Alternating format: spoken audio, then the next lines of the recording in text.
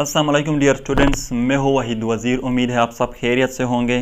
तो इस वीडियो में जो हमारा लेक्चर है या टॉपिक वो है classification of organism and bases of classification. तो सबसे पहले याद रखें, बायोलॉजिस्ट जो थे उसने 2 million different kind of organism जो है इसको आइडेंटिफाई किए थे। 2 मिलियन, इसमें 0.5 मिलियन जो थे वो प्लांट थे एंड 1.5 मिलियन जो है वो एनिमल। अब बायोलॉजिस्ट जो थे वो हैरान थे कि हम ये 2 million different kind of organism को किस तरह स्टडी करेंगे, क्योंकि इसको स्टडी करना मुश्किल ही नहीं बल्कि नामुमकिन है। तो उसने क्या किया, उसने क्लासिफिकेशन की, इस ऑर्गेनिज्म की क्लासिफिकेशन की। आप क्लासिफिकेशन क्या है इसकी डिफिनीशन की तरफ आते हैं। So the division of organism into groups and sub group on the basis of similarities and differences is called classification. यानी साइंटिस्ट जो थे या बायोलॉजिस्ट, उसने ये 2 million different kind of organism जो है उसको डिवाइड किया ग्रुप्स एंड सब ग्रुप में सिमिलरिटीज एंड डिफरेंसेस के बेस पर, और उसको नाम दिया, इस मेथड को नाम दिया क्लासिफिकेशन। तो इसका क्या मतलब है, और ये भी याद रखें क्लासिफिकेशन जो है इसने साइंटिस्ट के लिए या बायोलॉजिस्ट के लिए इस 2 million different kind of organism की जो स्टडी थी उसको आसान कर दी। तो फॉर एग्जांपल मैं आप लोगों को एग्जांपल देता हूं।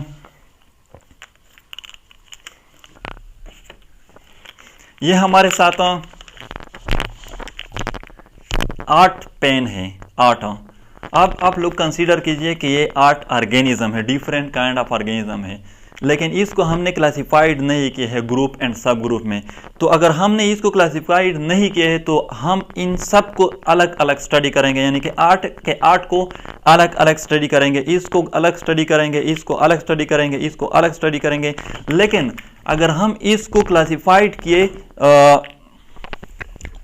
डिफरेंसेस एंड सिमिलरिटी के बेस पर, तो हमारे साथ ये 2 जो है ये सिमिलर है, इसको हम अलग ग्रुप में रखेंगे।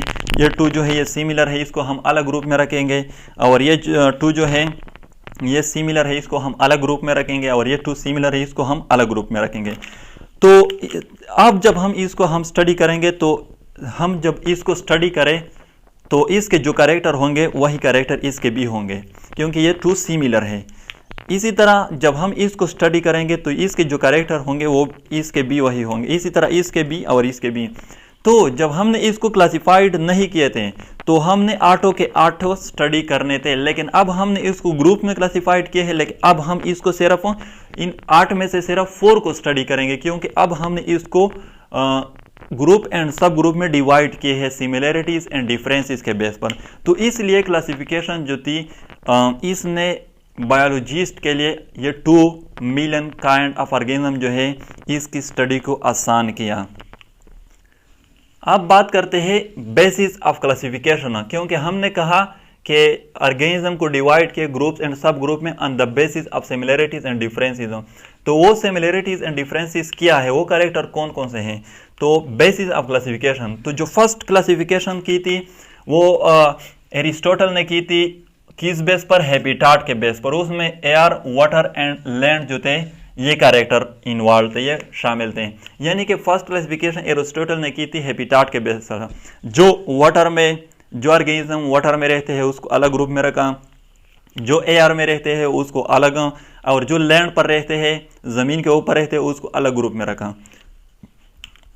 लेकिन ये जो क्लासिफिकेशन थी एरिस्टोटल की, ये हम इस तरह कह सकते हैं कि ये रॉन्ग थी, गलत थी। क्योंकि अगर हम देखें तो फिश एंड टर्टल जो है ये दोनों पानी में पाए जाते हैं, लेकिन ये अलग अलग ग्रुप में आते हैं। तो इसलिए हम कहते हैं कि इसकी जो क्लासिफिकेशन थी ये गलत थी, हैबिटाट के बेस पर जो थी। सेकंड जो क्लासिफिकेशन है इसके एरिस्टोटल क्लासिफिकेशन के बाद जो क्लासिफिकेशन की बायोलॉजिस्ट ने वो की कौन से कैरेक्टर के बेस पर थी, वो फिजिकल अपीयरेंस के बेस पर थी। और फिजिकल अपीयरेंस में कौन से कैरेक्टर आते हैं, उसमें जो फर्स्ट कैरेक्टर है वो है प्रोकैरियोटिक और यूकैरियोटिक सेल, कि ये इसकी सेल जो है वो प्रोकैरियोटिक है या यूकैरियोटिक सेल है, इसके बेस पर क्लासिफिकेशन की। यानी कि प्रोकैरियोटिक का मतलब कि इसमें वो सेल जिसमें ट्रू न्यूक्लियस और बाकी जो सेल ऑर्गेनेल्स हैं वो मौजूद नहीं होते, और यूकैरियोटिक सेल वो सेल जिसमें ट्रू न्यूक्लियस एंड बाकी जो सेल ऑर्गेनेल्स हैं वो मौजूद होंगे। सेकंड जो कैरेक्टर थी वो है यूनिसेलुलर और मल्टीसेलुलर, यानी कि जो ऑर्गेनिज्म को देखे गए तो उसमें ये देखा गया कि ये यूनिसेलुलर है और मल्टीसेलुलर है, एक सिंगल सेल पर मुश्तमिल है और मेनी सेल पर। और थर्ड जो कैरेक्टर थी वो थी ऑटोट्रॉफ और हेटेरोट्रॉफ, इसके बेस पर कि ये मतलब अपने लिए खुद फूड तैयार कर सकते हैं, ये वो ऑटोट्रॉफ होंगे, और जो खुद तैयार नहीं कर सकते फूड अपने लिए वो हेटेरोट्रॉफ होंगे।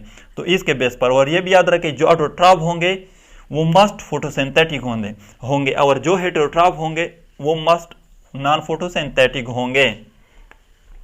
अब ये थी सेकेंड क्लासिफिकेशन। थर्ड क्लासिफिकेशन जो थी वो है मॉडर्न सिस्टम ऑफ क्लासिफिकेशन। तो इसमें कौन से कैरेक्टर इन्वॉल्व हैं?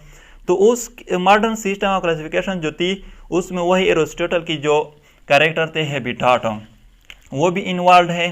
सेकंड क्लासिफिकेशन जो थी फिजिकल अपीयरेंस पर के बेस पर, जिसमें ये कैरेक्टर इन्वॉल्व है वो भी यहाँ पर जो है शामिल है। लेकिन मॉडर्न सिस्टम ऑफ क्लासिफिकेशन जो है इसमें अदर कैरेक्टर जो है उसको भी ऐड किए, और उसमें जो है जेनेटिक्स यानी आरएनए और डीएनए, एनाटॉमी यानी इंटरनल स्ट्रक्चर और फिजियोलॉजी के इसमें कौन से रिएक्शन होते हैं, किस तरह रिएक्शन होते हैं, और लास्ट वन जो थी वो थी इवोल्यूशनरी हिस्ट्री कि इसके अबाउ अजदाद क्या है, मतलब कि इसका फादर कौन है, इसका ग्रैंड फादर कौन है, इसका ग्रेट ग्रैंड फादर कौन है, तो इसको इवोल्यूशनरी हिस्ट्री कहते हैं। तो फिर मॉडर्न सिस्टम क्लासिफिकेशन जो थे इसमें ये कैरेक्टर इन्वॉल्व हैं। तो नेक्स्ट वीडियो में एम्स ऑफ क्लासिफिकेशन को डिस्कस करेंगे एंड प्रिंसिपल ऑफ क्लासिफिकेशन। तो डियर स्टूडेंट्स, ये थी classification of organism and bases of organism.